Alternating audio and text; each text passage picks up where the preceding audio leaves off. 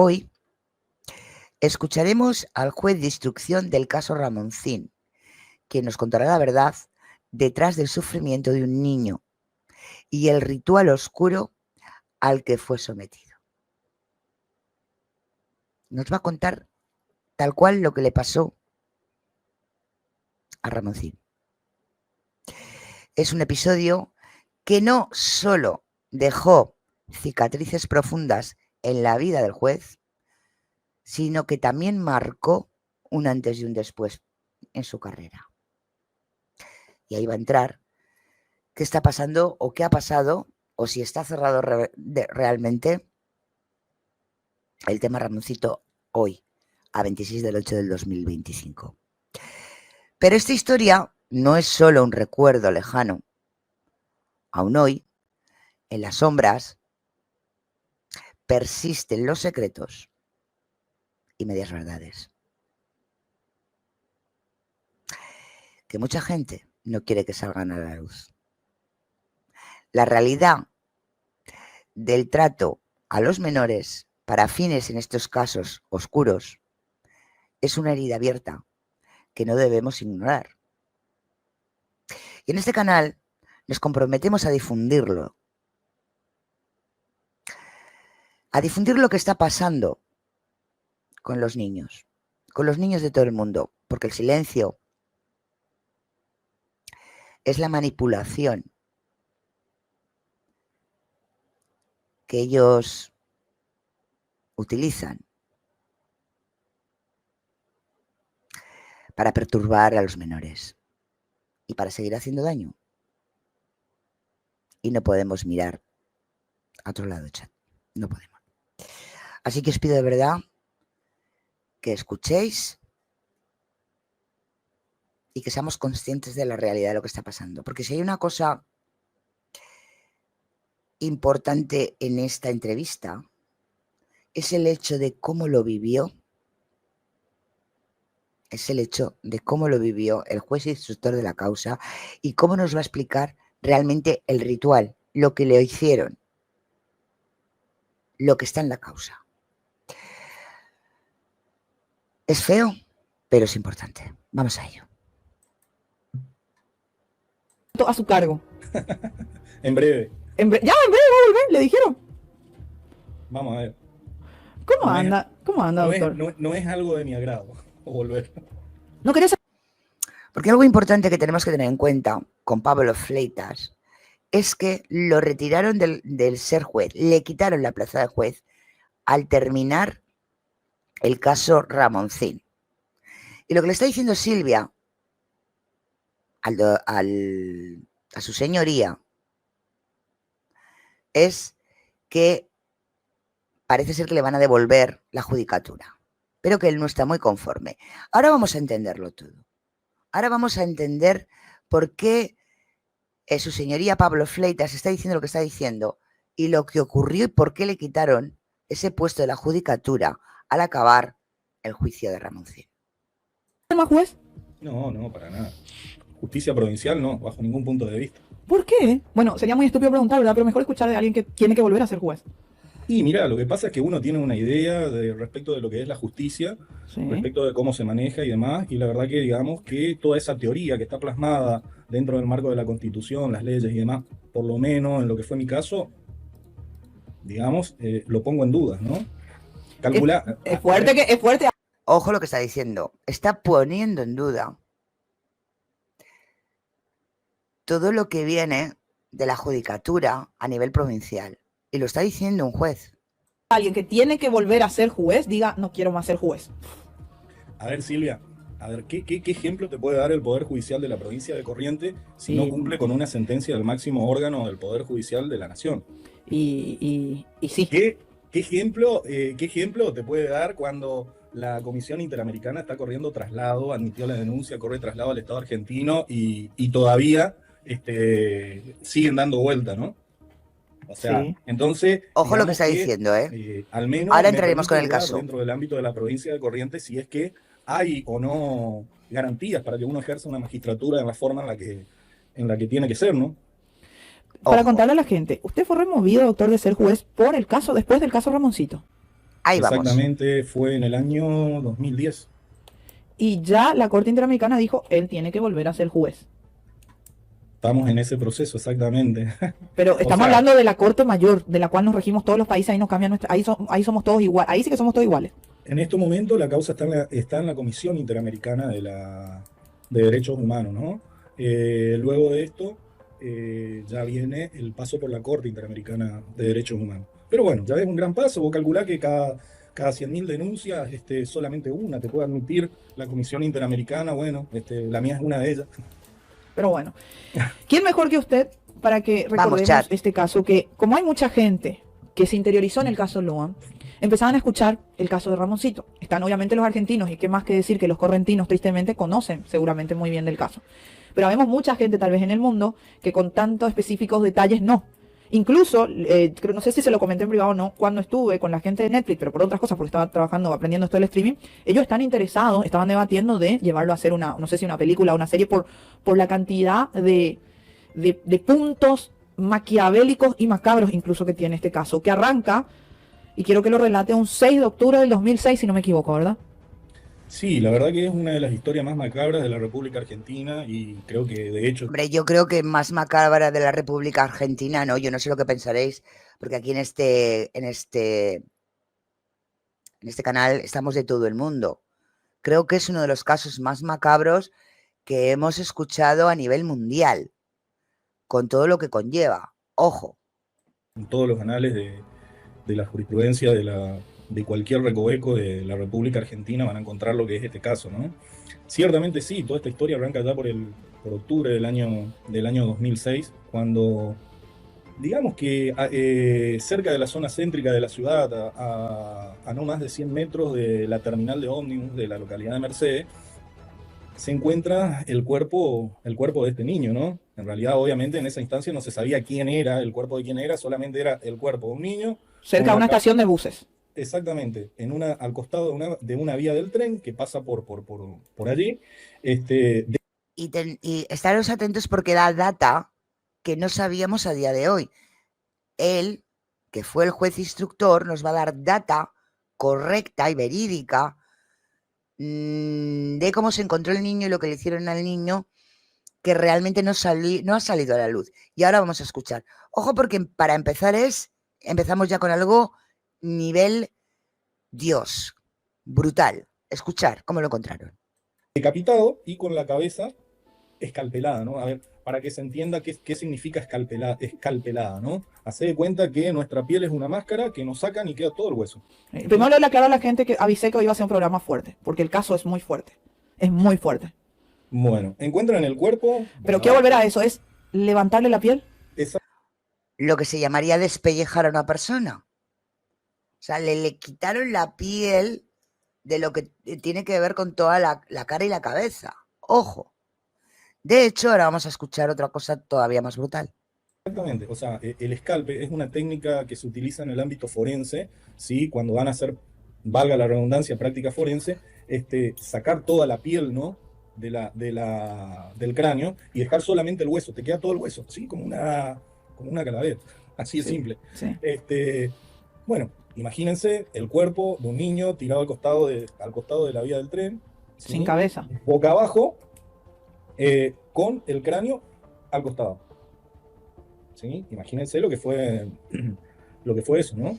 Obviamente que no se sabía quién era la persona y todas esas circunstancias, hasta que, bueno, en primeras horas de la tarde se tuvo, digamos, una primera novedad o aproximación de quién podría ser, ¿sí? Puesto a que la madre el día anterior había formulado, escuchate esta porque es interesante. A ver, también esto es para ubicarnos, ¿no? ¿Por qué?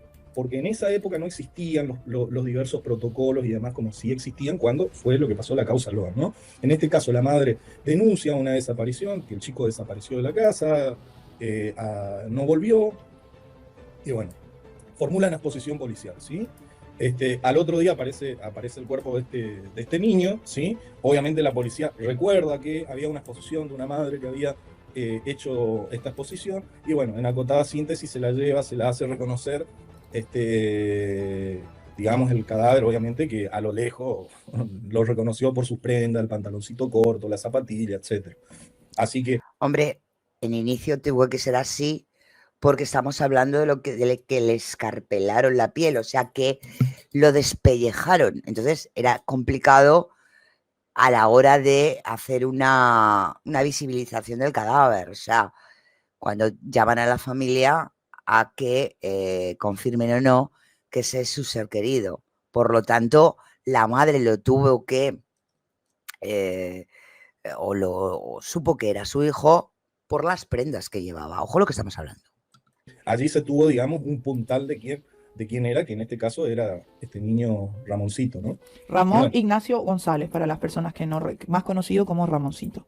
exactamente. Ramoncito era un niño que, corríjame doctor si me voy equivocando en esta parte del relato, era un niño de 11 años en aquel entonces que venía de una familia muy vulnerable y para ayudar a su mamá salía a vender cosas en la estación de buses. Fue visto cerca de las 11 horas justamente en la estación de buses en Mercedes. ¿Es así? De la noche. La última vez. Sí, 11 años. 11 años, para que la gente se ubique cuántos años tenía Ramoncito en ese momento. sí, se lo había visto, digamos, De todas maneras, una cosa que no comentan, y en tema de los rituales que no secta, rituales, luego iremos puntualizando cosas para que las vayamos entendiendo. El 11 es un número importante. Entonces, que Ramoncito tuviera 11 años es importante. ponerle 36 horas antes. Fue la última vez porque Ramoncito fue privado de la libertad, digamos, 2 días antes de lo que es el homicidio en sí, ¿no? Fue privado de la libertad, primero pasó por un lugar donde lo tuvieron resguardado hasta que llegue el día exacto, ¿no? Que iban a llevar adelante este plan, por decirlo de alguna forma, ¿no? Sí. Él aparece 24 horas después. Eso es lo que determinó la... Ok, 24 horas después. Sí, aproximadamente 24 horas después, sí. Y bueno, de allí en más, arrancó toda la historia de ver qué es lo que había pasado, qué es lo que no había pasado. Bueno, vamos a convenir, yo en aquel entonces no estaba a cargo del tribunal, no estaba ni de secretario, ni de juez, ni de nada de eso. Yo me integro al tribunal prácticamente 4 meses después. Primero me integré como secretario, donde una de las primeras misiones que me habían asignado justamente fue la de dedicarme pura y exclusivamente a lo que tiene que ver con esta causa. Y bueno, y ahí uno fue haciendo lo que pudo hasta que, digamos, pudimos meridianamente construir cómo venía la mano, ¿no? Obviamente apremiado por un cúmulo de circunstancias, tenés que partir de la base de que existían, cuando yo recién llego al tribunal, habían gente que estaban detenidas, un expediente bastante débil, ¿sí? Me acuerdo que cuando llegué tenía 2 cuerpos del expediente, ¿sí? O sea, aproximadamente 400 fojas. No había nada de pero 400 fojas es muy poco para un expediente, para dejarle claro. No es nada. Por supuesto. Sobre todo en un hecho así. El tema es que había bastantes personas detenidas, había pocas pruebas, todo sospecha y era todo por supuestos dice que, y a la vez, pero nadie entendía en aquel momento, digamos, lo básico, digamos, qué pasó acá, o sea, tipo, ¿por qué lo mataron? Claro, porque el tema es, en inicio, que nadie quiere creer o que cuando se hablan de estas cosas, de hecho en este canal, por hablar de estas cosas, nos han quitado el canal, de que realmente hay grupos de personas que utilizan criaturas para hacer estos servicios satánicos, vamos a llamarlos así, o estos rituales, más bien que rituales, porque en este caso estamos hablando de servicios para sí mismos, para que les dé poder ese Dios o su Dios, que en este caso es Satán. Claro, en ese momento y sobre todo en esa época era bastante complicado el empezar a creer o decir, solo me han dicho, me han contado, o no quieres creer que esto pueda ser real y cierto, que es en lo que realmente se basa la vivencia, en principio, del juez de la causa. lo vamos a oír en su propia boca. Queremos entender, o vamos a intentar entender, que si ahora en 2025 es complicado, que hay personas que crean que esto es así, y que hay niños que son vendidos o comprados para hacer este tipo de rituales, incluso sustraídos, como fue en su caso Ramoncín, en 2006, cuando esto ocurrió, todavía mucho más.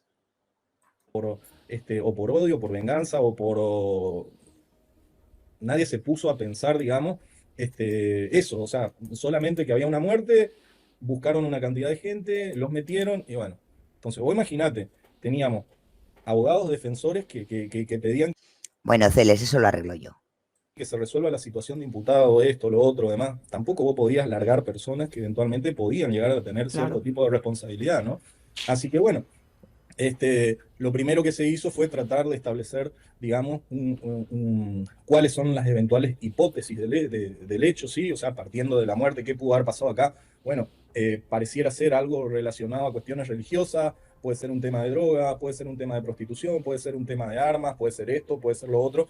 Y uno lo que fue haciendo fue descartando, en base a lo poco que tenía en el expediente. Le ¿sí? consulto, doctor. Como tenían varias posibilidades, varias teorías del caso podría ser todavía, o hipótesis. Exacto. Bueno, Sí, varias sí. teorías del caso. Okay. Llega un punto para contarle a la gente que dan con Marianita. Ramonita se dice. Ah, Ramonita. Bueno, Ramonita, perdón. Y ella, para que la gente se ubique, era la nieta de alguien. Ella se quiebra, ella es la que se quiebra, doctor, para contar, para desmenuzar todo el caso. ¿Ella fue la que se quebró? Sí, déjame Pero aquí hay algo que no se contó en su momento y que va a contar luego el juez de la causa. Y es el hecho que antes de que Ramonita contara lo que contó, cuando se hizo uno de los allanamientos, se secuestraron libros satánicos, de rituales satánicos, donde había o se leyó, el juez leyó exactamente lo que en ese momento le estaba contando Ramonita. Eso es lo importante de todo esto. O sea, porque claro, si ella antes de que esos allanamientos hubieran sido, si el juez no se hubiera leído esos libros que encontraron allí, hubieran escuchado lo que Ramonita les contó, posiblemente hubieran puesto en duda lo que esta niña les estaba contando, lo que esta niña les estaba relatando. Y esto es un punto importante. introducirte un poquito. Ok. La verdad que dentro del expediente teníamos diversos indicadores que llevaban a inclinarnos en aquel momento al que estábamos ante una cuestión relacionado a temas con temas religiosos, ¿no? Razón por la cual se me había ocurrido tratar de armar un grupo de gente, arrancando por un antropólogo especialista en lo que se va a llamar cuestiones mágico-religiosas, que es el antropólogo Micheli. Y a partir de ahí se construyó, digamos, un grupo, ¿no? Un grupo de investigación con gente perteneciente a diversas fuerzas. Había personas de policía de la provincia, de la PSA, etcétera, ¿no? Y con eso arrancamos. Y a partir de allí comenzamos a terminar de segmentar, digamos, lo que son las diversas teorías, hasta achicarnos, digamos, más a la teoría más fuerte, que era tema droga y tema droga, eventual trata y cuestiones relacionadas a las cuestiones sexuales, y por el otro lado, estas cuestiones mágico-religiosas, ¿no? Y en este Bien, caso no era trata. Se llevó adelante una serie de actividades durante un mes hasta que comenzamos luego de hacer estas actividades investigativas, comenzamos, digamos, a pasar al expediente lo que había, ¿sí? Y en el marco de ello, ¿sí? Fuimos a dar lógicamente, con esta niña, ¿no? Ramonita, de 12 años de edad en aquel entonces, ¿sí? Quien de a poco comenzó a hablar, ¿no? Y todo esto también un poco partiendo de la base de un testimonio, nunca me voy a olvidar, que estaba en el primer cuerpo, aproximadamente en fojas 38, 40 del primer cuerpo. Ahí estaba la clave, ¿no? Una persona que prestó una declaración testimonial y que comenzó a relatar todas estas cuestiones, digamos, relacionadas al mundo religioso, y que obviamente lo declararon loco así de una. Habló de los Umbanda y de los guaraníes. Exacto, comenzó a hablar. Es lo que estamos hablando. En el caso de que cuando pillaron o cuando Ramonita habló ya habían visto o tenían pruebas de que posiblemente pudiera ser por ese rastrillaje y encontrar esos libros. Y aquí tenemos que decir una cosa para entender que no estamos hablando ahora de trata. Aquí una sustracción de un menor para un ritual. Nada que ver con la trata, porque no fue vendido, ¿vale? Para usarlo que es lo que sería trata de personas. Aquí estamos hablando de una sustracción de un menor para utilizarlo para este fin, que es satánico, para este ritual. Porque muchos han dicho, y he oído auténticas animaladas y barbaridades, que el caso Loan tenía que ver algo o que era bastante parecido al caso de Ramoncito, y nada que ver. En este caso estamos hablando de la venta de un menor, caso Loan, y aquí estamos hablando de una sustracción para un fin de un ritual, que es bastante diferente. ¿Vale? De hecho, también, ahora, a ver cuando empiezan a hablar del tema, y ahí vamos a aprender lo que sí, si lo que estamos hablando es de una secta o no, o es de un ritual de un grupo de personas que hacen rituales, que esa es otra, ¿eh? Esa es otra que tenemos que aprender a discernir. De todo eso, ¿no? Ahí lo tomaron como loco en ese momento. En ese momento se lo tomó como loco, Te lo diré, se le hacen le lógico. hicieron los exámenes, bueno, un testimonio que no se valoró. Pero el tema es que cuando después dimos con esta pibita, esta niña, perdón el término, No, es muy coloquial de la zona, le voy a contar a la gente, ¿no? En Goya, en Corrientes, le dicen pibita, pibito, de una manera muy de argentinos y eso. Para que la gente también que no pero entienda. no de forma despectiva. Claro, por eso. Bien, el tema es que dimos con esta niña y esta niña comenzó a darnos cierto tipo de relato que nos permitió reconstruir diversos tramos de los hechos y a la vez fue dando nombre lo que nos permitieron ir corroborando distintas secuencias de los hechos, momentos de los hechos y demás, hasta así ir dando y juntando las pruebas que se requerían para con todos y cada uno de los imputados que terminaron en la causa, ¿no? Es cierto que ella, en algún punto, ella vio el ritual, porque terminó siendo un ritual. Participó. De hecho, aquí yo creo que la gente está muy, muy equivocada, o sobre todo por lo que yo he escuchado de la posición que le dan a Ramonita, de quién era realmente Ramonita. Ramonita no era cualquier niña. Ramonita era familia de uno de los manejadores, vamos a decir, de ese ritual.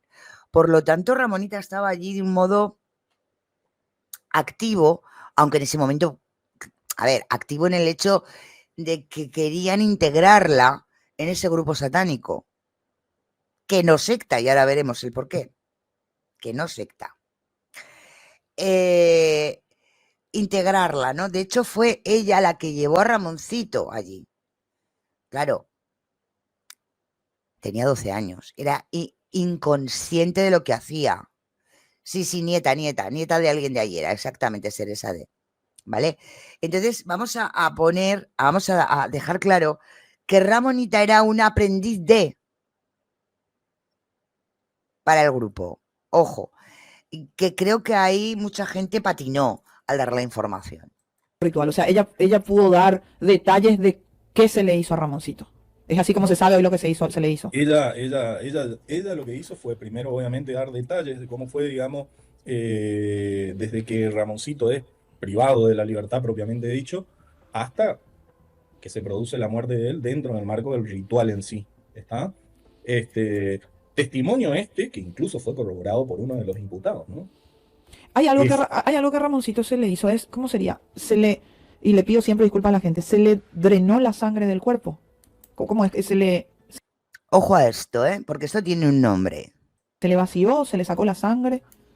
Mira, básicamente para eso tendría que comentarte en qué consistía la práctica, ¿no? En qué consistía el ritual, que eso fue una cosa, viste, que te choca, por eso te deja mal. Quisiera que usted nos cuente porque es bastante complejo, o sea, no sé ni si complejo, macabro. Es macabro, ¿sabe por qué? Porque... No, ahí patinan, no es que sea complejo y macabro. Dentro del satanismo, dentro de los rituales satánicos, hay una cosa que se llama adrenocrono o adrenocromo, que siempre me confunden el nombre, ¿vale? Esto, el adreno, es el sacarle la sangre a los niños para beberla, para consumirla, pero esa sangre tiene que ser sacada o extraída de una manera especial, y me refiero a que primero, para que esa sangre les sirva tal y como lo necesitan para el ritual, tiene que ser cuando el niño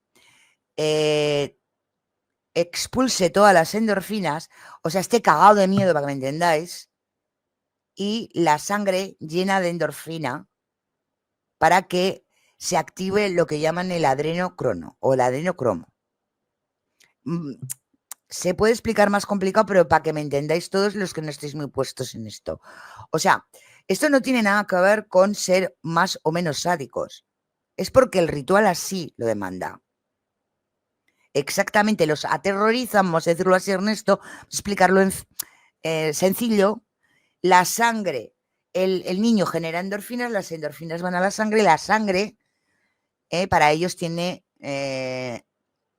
algo especial. O sea, de hecho, lo llaman la droga de los ricos. La droga de los ricos. Y eso es algo que realmente se hace en este tipo de, vamos a decirlo, prácticas, ¿vale? Se puede explicar mucho mejor, se puede explicar mucho más ampliamente. De hecho, aquí en el canal lo hemos explicado alguna que otra vez, pero es para que más o menos entendáis. Y ahí sí que no tiene nada que ver con ser o no más sádico, sino con el ritual en sí.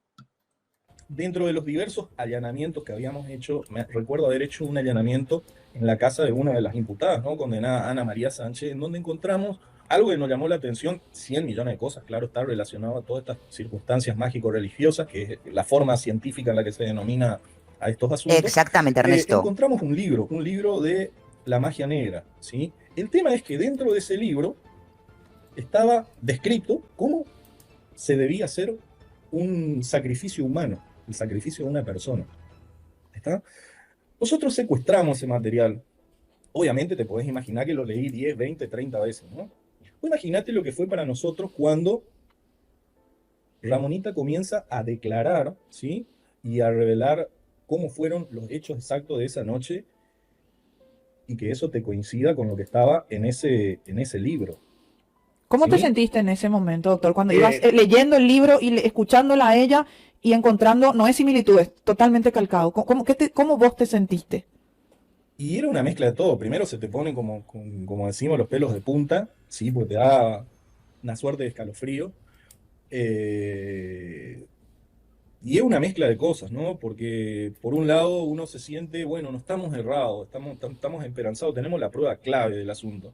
¿Qué más podemos pedir? Sabemos cómo lo mataron a este niño. Pero no solo eso, sino que a la vez tenemos un testimonio que desconocía de este libro y que a la vez está relatando lo mismo que está escrito Claro, acá. porque para contarle a la gente, ella estaba siendo iniciada recién, ella no tenía conocimiento como tenía Ana María Sánchez.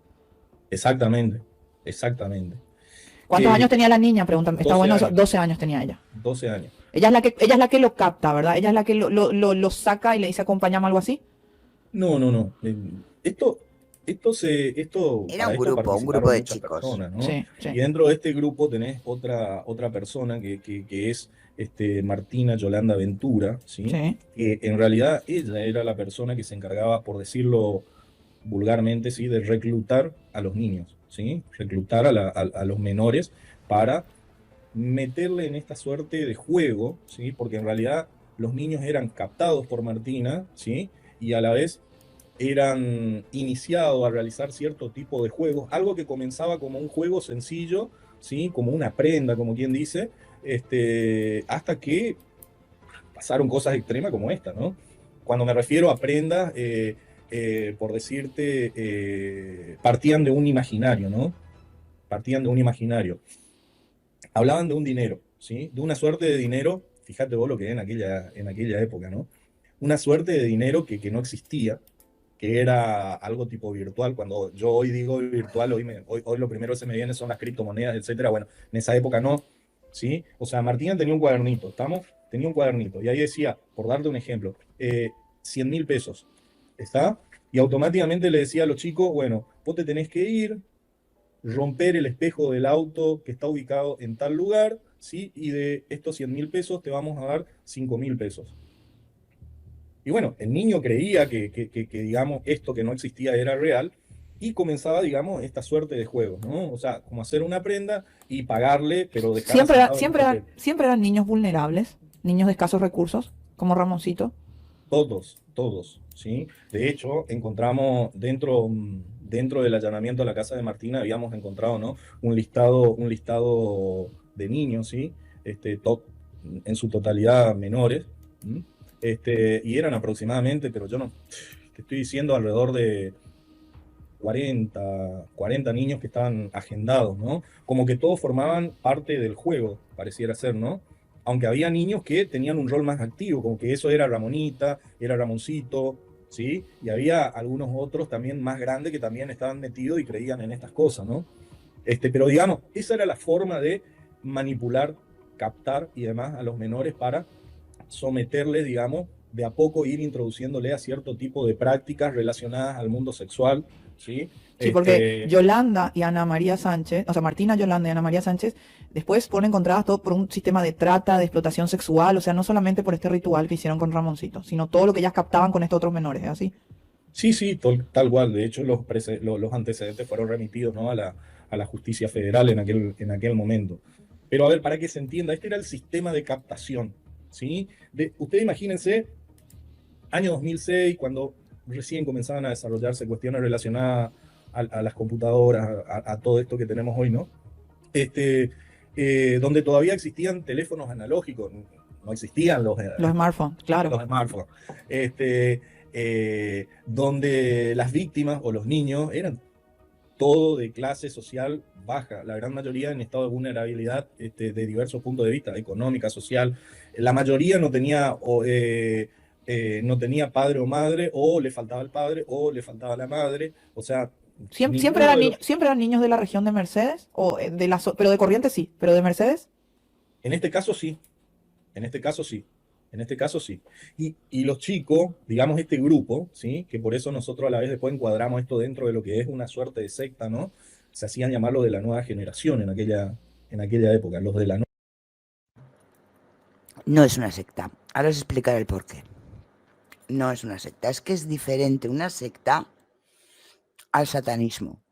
Y esto era un grupo satánico. Es más allá que una secta. Ahora bueno, vamos poco a poco y lo iremos explicando. Nueva generación, ¿no? Todo este grupo de niños, ¿no? Vuelvo a repetirte, en el caso de Ramonita, y serán 3 o 4 más, tenían un rol muchísimo más activo, ¿no? Y digamos, estas porque prendas... eran parte, porque por ejemplo, ella era nieta de alguien del grupo luego. Sí. O sea, ella se la estaba iniciando, tengo entendido. Sí, se la estaba preparando para iniciarse en esta secta. Exactamente, sí. A ver, partí de la base, suena loco esto, ¿no? Suena loco. Vos calculá, mira. Pero es la realidad que es bueno que la gente sepa que esto existe, supera la ficción. Yo he pasado por 100 millones de cosas a consecuencia de lo que fue esta causa, porque vos imaginate lo que significa para una jurisdicción, ¿sí? Para un poder del Estado, salir a hablar de temas mágicos religiosos Claro. como móvil de un... Y en el 2006 encima. En el 2006, ¿sabe qué? Me decían, bueno, o este es loco o le falta 20 tornillos en la cabeza. Entonces, qué sé yo, yo te voy a decir la verdad, he escuchado cada barbaridad dentro del marco de la investigación de esta causa que no la creía, no podía creer. Entonces yo decía, no, si yo no veo, yo no creo. Yo no me estoy por ir a poner cualquier cosa en cualquier lado. Si yo no veo, yo no creo. Vos imaginate, me llama por teléfono, doctor, mire, están haciendo un ritual, están disfrazados de esta forma, de la otra, en tal lugar, qué sé yo. No, vos me estás cargando, le decía. Claro, porque era impensable en ese momento. Pero olvídate, doctor, ¿nos vamos acá? Sí, olvídate, vení a buscarme, yo me voy a ver. O sea, te iba, miraba, y había una cantidad de tarados haciendo cosas que por lo menos... O sea, a ver, no es una... Es que no es... A ver, el satanismo no es una secta. El satanismo es una religión. Tampoco, a ver, si realmente hablamos de lo que es el satanismo es que es difícil de entender, pero no es una secta. Esto no era una secta.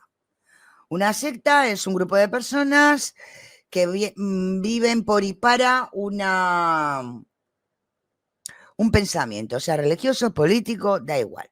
Pero aquí estamos hablando de no de una forma de vida, porque realmente una secta es una forma de vida. Ellos llevan una serie de creencias que llevan hasta el límite, hasta lavan la cabeza de las personas, vamos a decirlo así, para que dejar o para que no tengan voluntad. Eso es una secta. Aquí estamos hablando de ritos satánicos. Aquí estamos hablando de grupos de personas que veneran a Baal, que no a Satanás, que no a Lucifer, a Baal, a Bajomet. Y estamos hablando de ritos concretos, ¿eh? Y que utilizan a los niños para pedir, o utilizan estos ritos para pedirle a estas entidades o a estas energías poder, dinero. No es lo mismo. Ellos no creen en nada. Ellos solo usan algo para recibir algo a cambio. Va mucho más allá de las sectas. Es mucho más macabro que una secta. Es mucho peor que una secta lo que estamos hablando ahora. Normalmente, este tipo de personas que hacen esto no son personas cualquiera. Sí, para que las favorezcan las entidades, Ernesto. Normalmente, las personas que hacen esto son personas con poder. Porque si no tienes poder, es muy complicado el poder llevar a cabo este tipo de ritos. Por eso no estamos hablando de una secta. Estamos hablando de mucho más que una secta. De más, ¿cómo decirlo? De un nivel muchísimo más alto que una secta. Por supuesto que son demonios, Marta, eso indudablemente. Pero quiero que diferenciéis lo que es una secta a lo que estamos hablando. A grupos de personas de poder, porque si no, no pueden efectuar este tipo de rituales que utilizan estas entidades para que le den poder, dinero y tal. Y suelen ser, y ahora lo vamos a ver, porque lo va a contar el mismísimo juez, que esto es así. Este tipo de rituales, de ritos, no los hace cualquiera. No los hace una secta normal, por grande que sea. No. No os confundáis. Estamos hablando de gente con poder. Con mucho poder. O por lo menos un poder importante en la zona. Esto va mucho más allá que una secta. Mucho más allá que una secta. Y eso es algo que tenemos que tener muy claro. Diferenciemos entre una secta, diferenciemos a lo que son este tipo de cosas. Exactamente, Ernesto. Con mucho poder. Porque si no, no se pueden andar por ahí matando niños tan fácilmente. ¿Eh? Y a la mayoría no se les pilla, ¿eh? Ramoncito ha sido, por decirlo de alguna manera, lo que confirma la regla. Que es distinto. O sea, seamos conscientes de que no es lo mismo. Que no nos metan en la cabeza que son sectas. No. Esto es gente con mucho poder. Que tiene el poder de poder hacer esto sin que le pillen. El problema es que con Ramoncito los pillaron. Pero ahora vamos a hablar el por qué ya no es juez. Curiosamente, y el por qué cierto tipo de cosas que nos va a contar, que eso es lo importante. Y ahí vemos la diferencia entre una secta y esto, que es muy distinto y es mucho más grave. Mucho más grave. ¿Dónde vas a parar? Vamos a continuar porque es brutal. Llegaste a ver por lo menos situaciones de rituales, no tal vez de humanos, pero rituales en sí, ya después de que... Exactamente, exactamente. Que la verdad que para aquel entonces eran cuestiones totalmente desconocidas para mí. Es muy fuerte, pero mejor usted que yo, ¿qué se hizo en ese ritual con el cuerpo de este niño? Ya claro, ya la gente que esta parte es fuerte, porque es fuerte lo Es verdad, ¿eh? Ahora viene una parte fuerte con que los que no tengáis pecho para escucharlo, no lo escuchéis, y los que, pues eso. es muy fuerte lo que viene. que se le hizo al cuerpo de este menor. En este caso concreto, ¿sí? Obviamente lo ponen al niño en una mesa, Sí. ¿sí? Primero fue sometido a una serie de torturas, ¿sí? Arrancamos por las cuestiones sexuales, ¿sí? Fue violado. ¿Mm? Dentro de esta circunstancia tiene un rol activo, por ejemplo, una de las personas que fue condenada, un personaje, ¿Omar Aranda? Patricia Mabel López, Ah, Patricia Mabel López, ok. ¿sí? Ella es la que le suministraba... La enfermera. La enfermera. Es la que le suministraba a Ramoncito anestésicos locales para que no le duela cuando le violaban. Sí. ¿Estamos? Al punto tal de empalarlo. ¿Qué significa empalarlo? Bueno, se pueden imaginar, un palo grande, se lo meten en la cola hasta reventarlo. ¿Sí? Obviamente que el niño sigue en vida porque vos calculás, está anestesiado. Está anestesiado. Está Sin anestesiado. perjuicio de que se está muriendo de a poco, ¿no? Y automáticamente comienzan a hacerle el sangrado. Primero le meten un cuchillo en el cuello, ¿sí? Juntan la sangre, ¿sí? Y después dentro de toda esta locura comienzan a beberse la sangre entre Mezclada con vino. No, la Pura. sangre así, pura. Adreno, lo que hemos dicho antes, de hecho lo sacan directamente de la pineal, ¿eh? O sea, no en la yugular o sino por detrás de la cabeza, vamos a decirlo, para que más o menos lo pilléis. Okay. ¿Sí? Uh-huh. Luego de esto, ¿cómo sigue la historia? ¿Sí? Que tienen que decapitarlo. Y tiene que ser con un solo golpe. Exacto. ¿Sí? Sí. Con Es un un solo ritual. machetazo. Sí. O sea, primero los abusos, después el sangrado, y Sí. después llega el momento de la Claro, decapitación. de sacarle ya la vida antes de que termine el ritual. Exacto. Y es allí en donde toma un rol activo este chico, Claudio Nicolás González Vete, creo que es. Sí. Que hoy está en libertad. Sí, hay que contarle a la gente, hoy está en libertad. Que con un solo machetazo tenía que cortarle la cabeza. ¿Y qué pasó? Ciertamente, le pegó un solo machetazo, lo degolló, pero la cabeza quedó colgada y prendida por la piel, ¿no? En el hombro, del hombro izquierdo. Por el hombro. Entonces ahí se la terminan de arrancar. Por eso es que cuando vos ves la autopsia, ves todo el corte y acá tenés hasta el hombrito sin piel, ¿no? Sí. Dice que cuando le cortan la cabeza comienza a saltar sangre. Lógicamente por todos lados.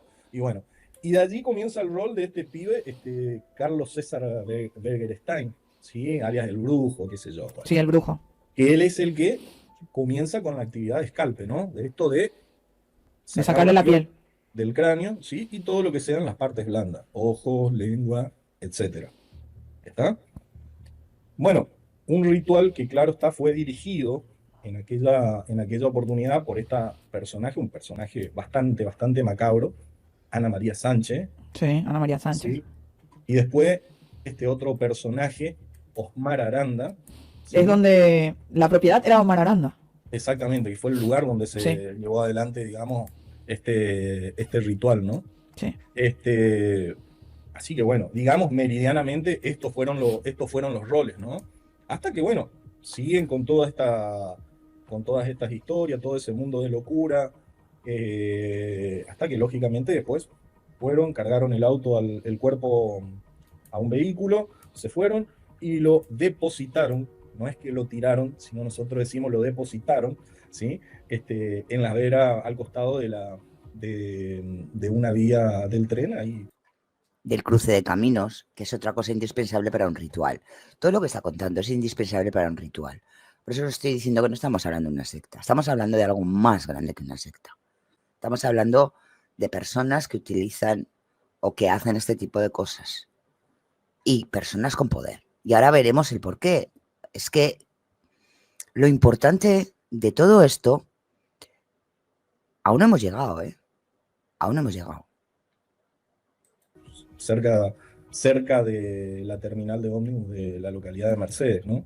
¿Qué, de a ese tiempo a hoy que usted vio y que fue el que le tuvo que leer las condenas, ¿qué le fue pasando a usted al ver las declaraciones de Ramonita, leer el libro, verle, por ejemplo, a Ana María Sánchez, verle la cara a Matilda, Yolanda, o sea, verle a todos ellos, como estábamos viendo recién el video, todos sentados, todos juntos, casi sin ningún tipo de arrepentimiento, ¿puede ser? Sí, por supuesto, obviamente. El único que meridianamente había tenido una suerte de arrepentimiento fue este chico Begrestein, ¿no? Sí. Que de hecho, y en ese momento yo te podría decir que eh, lo vi bastante consternado. Fue un pibe que se sentó, dijo, bueno, voy a hablar, y era una persona que no paraba de llorar. Estuvo como una hora, literal una hora de reloj, llorando, no le podían salir las palabras, hasta que, ¿Le creíste, doctor? ¿cómo no? No, Sí. te preguntamos para saber, o sea, Bueno, no, te pregunto, ¿cómo no creerle si en definitiva estaba no solo reconociendo el hecho, sino también reconociendo un cúmulo de pruebas que se encontraban agregadas a la causa, como ser en este caso el tema de ese ritual que está plasmado en el libro, a la vez que coincidía todos los datos, los detalles con lo de Ramonita, ¿sí? Y a la vez que él nos agrega otro tipo de manifiestos, ¿no? Que nos logró hacer entender otras pruebas y a la vez producir también otras pruebas. con tantas mezclas de delitos, o sea, el captar a un menor, el torturarlo, el sacarle la vida, el enterarse que hay toda una red de personas detrás que encima hacían esto de juegos ya con otros niños previos, explotación sexual, Exactamente. trata y demás. ¿Cómo se terminó logrando una primero tipificación para poder llevarle a una condena? Porque hay tantos delitos involucrados. Bueno, mira, eso fue más que nada una suerte de... Eso eh, es una suerte de paradigma, ¿no? Por decírtelo de alguna forma, porque cuando vos vas llevando adelante... Y ahí entraría lo que hablamos muchas veces, que no es lo mismo una secta que un grupo criminal. Este era un grupo criminal satánico, no una secta. Es que es ahí la diferencia, ¿vale? Hay la diferencia. Y hay que tenerla clara, que no es lo mismo. Esto estamos hablando de un nivel muchísimo más elevado que una secta. De que capten a personas para tenerlas encerradas o que estén haciéndole caso a una persona en concreto o a una evidencia en concreto. Estamos hablando de un grupo criminal, está diciendo Pablo Fleitas, que además trataba con menores, que además vendía drogas y que todo esto encima estaba, por decirlo de algún modo, salpimentado, por decirlo en plan fino, con el hecho de que practicaban el satanismo. ¿Veis la diferencia? Es que es importante.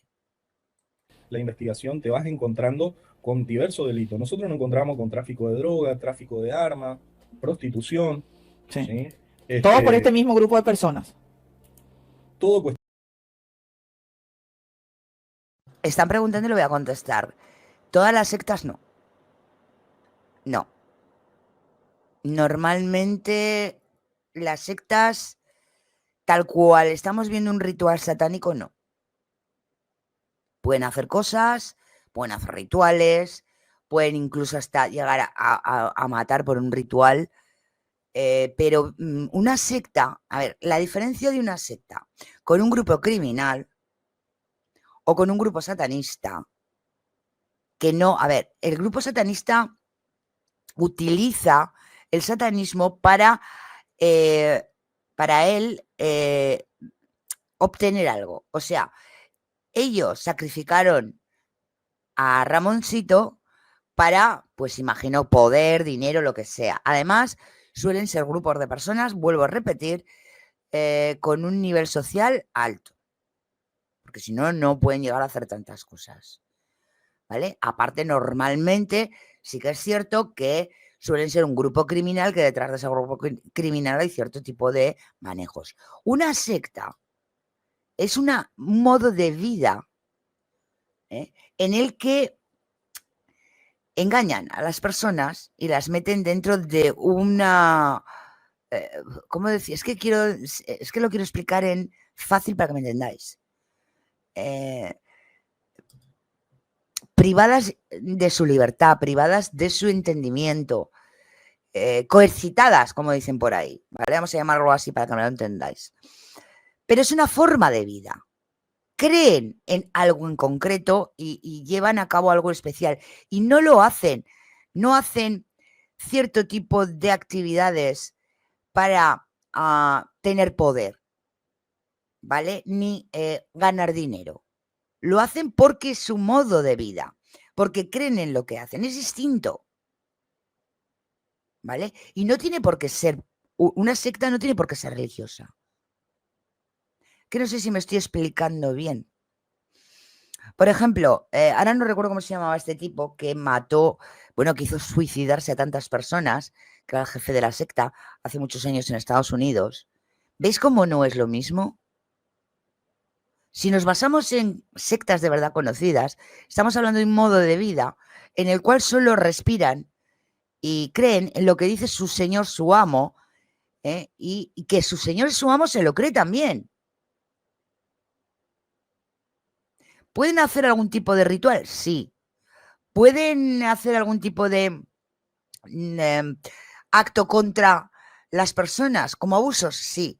Pero no es ni su modo de vida ni su modo de vida. Ni su forma de ganarse la vida ni su modo de vida. Su forma de vida es la secta en sí, la creencia en sí. Sea tanto política, pues suelen ser sobre todo políticas o espirituales, vamos a decirlo así, o religiosas. Esto es distinto. Estas personas utilizan el satanismo para que le dé algo a cambio, esa fuerza, ese ente. Y además, normalmente, eso también es cierto, suelen acabar siendo pues grupos criminales que hacen lo que hacen. Es que es distinto. Es muy diferente. ¿Vale? La persona que está allí sabe que está allí y que hace esos rituales ¿para qué? ¿Para qué se va Jomet? ¿Para qué se va Al? Le dé algo a cambio, poder, riqueza, lo que sea. No es una forma de vida, no es un modo de vida. Es yo te doy a cambio que tú me des. Y luego normalmente pues no suele ser gente muy limpia y lo que estamos hablando son grupos criminales. Pero es que yo os voy a decir una cosa.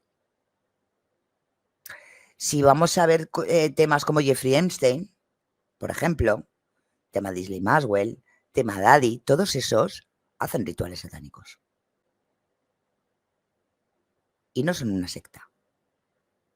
Así no sé si me entendéis mejor. ¿Vale? Es que hay que saber diferenciar. Es que ahora parece ser que la moda es que todo es una secta y no. Y no. Es distinto. Cuestiones relacionadas con este grupo de personas. Nos fuimos encontrando con 100 millones de cosas, ¿sí? Lo que pasa es que si vos abrís el panorama, por decirlo, si vos abrís la cancha, no sabés hasta cuándo vas a terminar abriendo y en definitiva no vas a llegar a solucionar lo clave, o por lo menos por lo que está siendo convocado, que en este caso es el homicidio. Claro. ¿Está? O sea, si yo me tengo que poner a investigar, primero, droga, chao, no tengo jurisdicción. Trata, no hay jurisdicción. Prostitución, puede ser una cuestión debatible, podemos Porque realmente lo que estamos hablando son de grupos criminales, no de sectas. llegar a entrar en eso. Tráfico de armas, tampoco ya es mi jurisdicción. Y empezás a abrir y te vas a encontrar con 100 millones de cosas. ¿Me entendés? Entonces uno se tiene que, viste, ponerse así y tratar de resolver solamente el homicidio. Yo todo lo demás se fue ordenando que se extraigan testimonios y se eleven a la justicia que corresponde, ¿no? Que en ese caso teníamos la justicia federal de Paso de los Libres en aquella oportunidad. Eso, digamos, ¿Por qué está libre ahora uno de estos? Mira, primero te voy a explicar para que vos entiendas, o por lo menos para que la gente entienda hasta dónde fue mi rol. ¿Está? Un proceso penal, al menos en el ámbito de la justicia argentina, ¿sí? A prima facie se divide en dos etapas. Una etapa que es la etapa investigativa, ¿sí? O de instrucción. De instrucción, muy bien. Estoy en primer año de Derecho. Y la otra etapa que es la etapa de juicio. Ah, claro, juicio. El debate. Exacto, ¿sí? O sea, a grandes rasgos tenés todo lo que es la investigación o instrucción, ¿sí? Y a la vez lo que es juicio. De la etapa de instrucción o investigación se encarga el juez de primera instancia. ¿Está? Sí. De la etapa de juicio se encarga lo que en aquel momento se llamaba, o lo que hoy se llama, Cámara Criminal. ¿Está? Sí. O sea, mi intervención, yo era juez de instrucción correccional y de menores, ¿sí? Mi participación en la causa fue en todo lo que fue la parte, digamos, de instrucción o investigativa. ¿Está? Sí. ¿Sí? Después de eso, la causa pasa a manos de otros 3 jueces que son los Claro, que van a el juzgar tribunal. al juicio. Exactamente, el tribunal. ¿Está? Bueno, vuelvo a repetirte. En esa primera etapa es la que me tocó intervenir a mí. A ver, si hay algún abogado, no me discutan, muchachos, los abogados, de No, no, no, que nada, nadie dice. el juez no puede investigar o esto o lo otro. Bueno, partamos de la base que esto fue en el año 2006, 2006. 2007, ¿sí? Donde estábamos envueltos, inmiscuidos en otro sistema procesal que decía que las cosas tenían que ser así. Aunque ustedes no crean, el juez investiga con el fiscal. Es, en corto, en palabras comunes, la legislación en aquel momento era esa. Hoy es otra, ¿está? Pero bueno, en esa etapa es donde me tocó intervenir a mí. O sea, en toda la parte relacionada a la instrucción y, lógicamente, con el dictado de la resolución de primera instancia, ¿no? Hasta que la causa llegó a juicio. Juicio. Razón por la cual yo ya en juicio no estuve más. ¿Está? En juicio intervinieron otros jueces, que son los doctores Guerín, Juan Manuel Iglesias y el doctor Silvero, ¿sí? Que a la vez también es una suerte de garantía para los imputados, porque uno puede estar sesgado por la investigación o lo que sea, y calcular que eran 3 jueces que no sabían nada de la causa y que tuvieron que estar en ese juicio. ¿Qué resolvieron esos 3 jueces? ¿Sí? Que toda la gente, yo había procesado, mirá, había procesado a, son 1, 2, 3, 4, 5, 6, 7, 8, 10 personas, ¿está? Sí. En total había procesado a 10 personas, ¿sí? 10 personas las que mandé a juicio, ¿sí? Bueno, estos jueces que resuelven, en definitiva, ¿sí? Estos jueces resuelven, perdón, 9 personas eran las que procesé, estos jueces resuelven condenar, conforme todos los fundamentos que fueron en primera instancia, ¿sí? A 7 personas y a 2 los absuelven. ¿Por ¿sí? qué?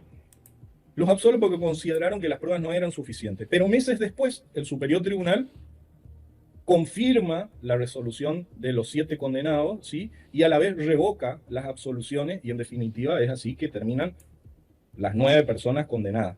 ¿Está? ¿Cómo sería la condena? Porque como hablamos de tantas aristas, ¿cuántos serían Sí. los...? Porque hay uno ya libre. De estos que están aquí, ¿cuánto fue su pena máxima? Con No, tantos todo- delitos. Todos fueron condenados a cadena perpetua. ¿está? Cadena perpetua. ¿Y el que está libre? El que está libre... ¿Es por aconteció arrepentimiento? ¿O No, por haber...? no, no. ay, como- Para nada, para nada. Te comento cómo viene la mano, brevemente. La cuestión es así que este chico Claudio Nicolás González alias Bete. La cuestión es que cuando él comete el ilícito tenía 17 años, específicamente 17 años y un mes, ¿sí? Menor de edad. La cuestión es que entre los 16 y los 17 años, inclusive los 17, ¿sí? No se le puede aplicar la misma pena, es considerado menor, ¿sí? Menor. Y por ende no se le puede aplicar la misma pena que a un mayor, ¿está? Vuelvo a repetir, todos fueron condenados a perpetua. Inclusive Bete fue condenado a perpetua. ¿Estamos? Pero ¿qué es lo que pasó con este chico? En el año 2013, ¿sí? Esta condena, a ver, para tratar de establecer cierta cronología. El Tribunal Oral saca su sentencia condenatoria en el mes de marzo, perdón, del año 2011. ¿Está? 2011, sí. El Superior Tribunal confirma esta sentencia condenatoria y a la vez revoca las 2 absoluciones en septiembre del 2011. ¿Estamos? Ahora, en el año 2013 se sentó un precedente internacional, ¿sí? Internacional, en una causa conocida como Mendoza versus Argentina, en donde en definitiva la Corte Interamericana entendió que a los menores no se le pueden aplicar penas a perpetuidad, Ok, como de hecho aconteció con Bete. claro. ¿Tá? Entonces, ¿qué es lo que pasó? Su defensor, ¿sí? Pide lo que se llama, como Bete estaba condenado a perpetua, pide lo que se llama una revisión de sentencia, ¿sí? En base a este nuevo fallo. El Superior Tribunal de Justicia, ¿qué hace? Rechaza ese pedido de revisión y dice que no. El defensor oficial va a la Corte Suprema de Justicia de la Nación. ¿Y qué dice la Corte Suprema de Justicia de la Nación? Que efectivamente no se le puede aplicar perpetua en base al precedente del 2013, Mendoza versus Argentina. ¿sí? Automáticamente anula la sentencia del Superior Tribunal, remite al Superior Tribunal y creo que le habían aplicado una pena que le permitió recuperar su libertad en marzo del año 2022. ¿Él sigue, sabe, doctor, si él sigue por Corrientes? No porque yo quiero, sino porque ¿cómo uno puede reinsertar su vida después de haberle quitado de esta forma la vida a una persona y después de todo lo que generó este caso? Y la verdad que no sé, Silvio. La verdad te digo que no sé. Supuestamente el sistema está preparado para que se dé esto que se llama reinserción máxima cuando Reinserción. una persona es menor, ¿no? Pero bueno, calculo que lógicamente que no es fácil para un condenado tratar de reinsertarse a la sociedad. Calculo, te voy a decir la verdad, calculo que no debe estar por corriendo. Seguramente habrá vuelto a Córdoba, que es un lugar donde él tenía refugio. Pero bueno, son especulaciones mías, ¿no? Doctor, ¿por qué tanto se habló? ¿Dónde fue la beta que se habló de que había personas de poder involucrados, empresarios, políticos, que incluso... Ojo, aquí viene lo importante. Y por lo que os estoy diciendo que esto no es una secta, porque lo utilizan las personas de poder. Y ahora vamos a entender por qué este señor no es juez, porque ha tenido que ir a un tribunal que le ha dicho que lo hizo bien y que tienen que readmitirlo como juez, y hasta qué punto parece ser que no se sabe toda la verdad del caso Ramoncín. Atentos a esto, que es muy importante. Atentos. Y aquí entenderéis lo que os he dicho siempre de que no es lo mismo una secta que los que hacen ritos satánicos y que además son grupos criminales, vamos a decirlo así. Ahí está el quid de la cuestión. Y entender que esto pasa, y pasa todos los días, para desgracia nuestra. Vamos a escuchar esto que, aparte de la historia, que hay que entenderla y hay que asimilarla porque ocurre. Aquí tenemos el ojo del huracán, la realidad, la cruda realidad donde tenemos que mirar todos y vigilar todos. De eso se especuló que fue porque usted se quedó fuera de ser juez. A ver, ¿cómo te puedo explicar para que a la vez lo que yo diga no afecte lo que es la causa, ¿no? Te voy a decir hasta donde puedo, ¿no? Claro, claro. Porque si yo digo algo de más, pueden interponer un recurso de revisión. No, por supuesto, donde usted pueda decir. Si puede decir, porque sé que este tema quedó muy sensible y no se toca el tema casi. Por eso le pregunto. No es que no se toque, está prohibido tocarlo. Porque te juegas tu futuro e incluso tu vida. Vamos a escuchar. El tema del poder y de los políticos tal vez involucrados, tal vez. Y el satanismo. Y los hay. Eso estate segura. O sea, ¿qué hay? ¿Hay gente de poder o hay gente de poder y políticos? Gente de poder y gente de poder político. ¿Verdad? El tema es que todos declaraban lo mismo, todos decían, todo, es más, aportaban pruebas, todo coincidía, pero a la hora de ir a plasmar eso al juzgado, nadie quería oficializar esa circunstancia. Entonces eso es algo que quedó, digamos, en el tintero, como quien dice, ¿no? ¿Sí? O sea, vos me todo se refiere a los 9, por ejemplo, a los que estuvieron sentados en ese juicio, hablaban del poder político. No solamente esos 9, ¿sí? Sino ojo a esto. testigos de la causa, no solamente los imputados, ¿está? Y no los 9, de los que estuvieron ahí y habrán declarado 3 o 4 en ese sentido. Y después de eso, bueno, hubieron muchos testigos. Muchos testigos. Doctor, usted tiene... Sí. Una sola cosa te voy a decir. Sí. ¿Sí? A consecuencia de estos asuntos, ojo, uno de los imputados, perdió un familiar dentro del marco de una muerte demasiado dudosa. Antes de... Ojo. Por decir, comentar o hablar algo que no debiera, con el tema del satanismo, de los ritos y de los políticos, alguien perdió un familiar. Vamos a hablarlo a escuchar. Es que es ahí el quid de la cuestión. Es lo que os digo. Este tipo de rituales, este tipo de historias, a no ser que tengas un estatus importante, no es tan fácil de hacer. Vamos a ir otra vez. 3 o 4 en ese sentido. Y después de eso, bueno, hubieron muchos testigos. Muchos testigos. Doctor, usted tiene... Sí. Una sola cosa te voy a decir. Sí. ¿Sí? A consecuencia de estos asuntos, uno de los imputados, perdió un familiar dentro del marco de una muerte demasiado dudosa. ¿Antes de Ramoncito? Después. Sí, porque existía cierto tipo de tensión, ¿no? ¿Cuándo van a declarar? ¿Cuándo van a decir? ¿Cuándo van a declarar? ¿Cuándo van a decir? Cuando alguien iba a decir algo, justo... Y esa persona que falleció de forma... Ah, ok. Hasta ahí. No, ya entendimos. Le consulto algo. Lo que pasa es que esto digamos que no fue atribuido a una religión específica en sí, Ok, sino que fue atribuido a una circunstancia híbrida, como lo manifestó el antropólogo. Acá no estamos hablando de una religión, sino que estamos hablando, ok. digamos, de una mezcla de creencias, de una mezcla de religiones, ¿sí? O acá tenías mezclado circunstancias relacionadas al umbandismo, al San la Muerte, al Gaucho Gil, a la Virgen de Itatí y al satanismo, por sobre todas las cosas. Era como una mezcla de religiones. No es una secta, ¿veis? Porque una secta tiene muy clara su posición, su idea, su modo de vida. Y esto es satanismo puro y duro. Nada que ver.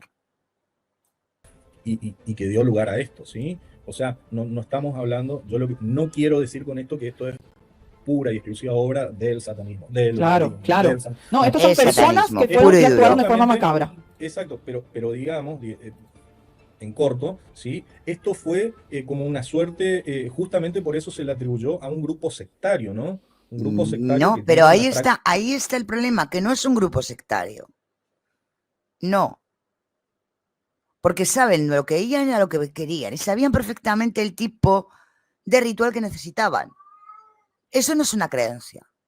Eso es un yo te doy, tú me das. Que lo que es el satanismo realmente.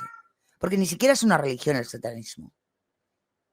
Es tú me das algo que yo necesito y yo te doy algo que tú quieres. No hay más. Y hay que tener un nivel bastante importante para poder hacer este tipo de cosas. Práctica novedosa. ¿Y esta práctica novedosa en qué consiste? En hacer una ensalada, en hacer una mezcla de todo esto, ¿no? Vos me decís, ¿y por qué hicieron una mezcla de esto? Y bueno, mira, estamos en Corrientes, no olvidemos que Corrientes, al igual que Misiones, ¿sí? Estamos hablando de una provincia que tiene, que limita con otros países, que tiene que tiene influencias de las religiones afro-brasileras por el lado de Brasil, que tiene el gaucho gil. Pero es que no tiene nada que ver. A ver, ¿qué es otra de las cosas? Porque te tengas un gaucho gel o una santa muerte en un altar, no quiere decir nada. Es el ritual en sí. Es lo que él ha comentado del libro y cómo lo hicieron, cómo estaba en el libro. Es hacer paso por paso lo que te están diciendo. Lo que tú pongas o dejas de poner en el altar es, ¿cómo os lo digo? ¿Cómo os lo explicaría? Lo entendí. Es accesorio, ¿vale? Es accesorio, totalmente accesorio. Cosa, por ejemplo, que si estuviéramos hablando de una secta no lo sería, ¿vale? Entonces aquí el tema es, al pie de la letra han hecho un ritual satánico y había gente de poder, blanco y en botella leche. Justamente ahí en Mercedes, a un par de kilómetros, uno de los primeros templos al San la Muerte, ¿sí? Y después tenés, qué sé yo, cruzando Uruguayana, tenés el satanismo a full, ¿sí? Tenés uno de los templos más importantes del satanismo, ¿Vos recorriste todo eso, doctor? sí, hasta los que hay en Corrientes, pero bueno, esas cosas no se puede dar Recorriste, detalles. no hace falta, pero recorriste por este caso para... Sí, sí, por supuesto. Me tocó ver cosas impensadas. Me tocó ir a lugares que es otro mundo, Silvia. A mí me preguntaba la gente y me decía, ¿qué me podés contar? Y mira, ¿sabes qué es lo que yo te puedo contar de todo esto y de mi experiencia? Que es mejor que crea que la vida está linda, porque si yo te empiezo a contar, te vas a dar cuenta que la realidad que vos estás viviendo en realidad no es realidad, que detrás de Ahí eso hay tiene oculta razón. otra realidad, Ese es el ¿sí? problema, que no Y que queremos si ver la vos realidad. tenés en vista esa otra realidad, no vas a poder dormir tranquilo a las noches. ¿Te pasó eso, doctor? ¿Te pasó? ¿Te pasó? Sí, pero no por el tema de las prácticas, ¿no? No, Sino con el caso, ¿te pasó quitarte el sueño? ¿Te hizo llorar? ¿Cómo te movió a vos el caso? El haber visto y encontrado cada vez prueba y testimonio así. es que, a ver, ¿cómo no conmoverte ante cosas que vos pensabas que no existían Claro. y que creían que eran ficción y que de golpe te das cuenta que no es ficción, ¿sí? O sea, ¿cómo te vas a sentir vos si mañana te vas al campo y te encontrás con un unicornio? Ah, mira, había sido que no era ficción. Claro. O sea, una cosa es que te diga y otra cosa es que la vivas. Y Entonces, claro, por eso, necesariamente te conmueve, cuando vos empezaste digamos, a ¿no? vivirla, ¿cómo fue ese tiempo para vos? ¿Cuánto tiempo estuviste en la instrucción? No, tuvimos un par de años, pero a ver, y fue feo, fue bastante particular. Es más, después me costó sacarme de la cabeza esa mala maña, ¿no? ¿Por qué? Porque yo te voy a contar algo. Cada vez, por ejemplo, que vos entras a una vivienda, ¿sí? ¿Te parece que para cualquier persona la casa es normal? Claro. Ahora, si vos estás metido en estas cosas y sabés los detalles, vas a comenzar a ver cosas que antes pasaban desapercibido. Exacto, yo creo que nos pasa a Mirá, todos que la hemos fuente, no, estudiado eso no ciertos toques. casos Mirá, y tac, ciertas seguro que formas si de vida. cavamos en tal lugar acá de la casa, encontramos algo. O sea, ves otras cosas que para el ojo de la persona común Normal no pasan se da cuenta. desapercibido, pero que si Exacto. vos estás metido en este mundo,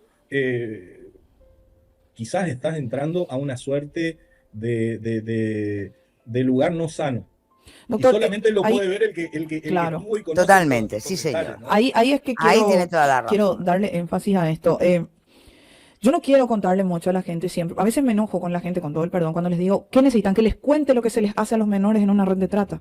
Necesitan saber qué son capaces de hacer en una red de trata para entender que hay que luchar por todos los niños, para entender que el caso, por ejemplo, de Loan Dalino Peña no es la novela turca de la tarde que ponemos y vemos acá en cadena nacional. O sea, hay de verdad niños siendo abusados, hay de verdad niños siendo...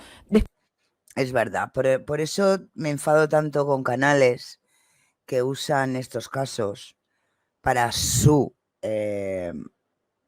¿cómo decirlo? Pues como lo hacen estos rituales, ¿no? Para llenar el canal, para su bien, para sus visualizaciones, para, para ganar suscriptores y vistas, ¿no? Cuando estamos hablando de algo tan delicado, tan importante, que tenemos que hacer consciente a los demás, sobre todo canales que ponen títulos, mentiras, que utilizan informaciones antiguas para volverlas a subir, para decir que se han encontrado a Loan, no si no han encontrado a Loan, no si. Esos tipos de canales que la utilizan para su causa. También hay canales así. Por eso me revientan tanto, porque esto tenía que ser una unión de muchas personas para hacer pensar a la gente, que la gente viera que esto es real y que pasa todos los días. Y que tenemos que concienciar al mundo para acabar con todo esto. Sí, Elisa, para beneficio. Pero para beneficio económico, ¿eh? Yo estoy de acuerdo, ¿no? Tú haces unos vídeos y necesitas ganar un poco de dinero o ganar dinero, pero el intentar mentir con títulos amarillistas, con vídeos antiguos, o intentar decir que tú eres el rey de Benamejí y que todo lo que estás contando tú va por encima de todo y de todos, y usarlo para tus causas, me parece asqueroso. La verdad es que sí, porque es una problemática que cada día se está viviendo más y que cada día es más brutal, vamos a decirlo así, a nivel mundial.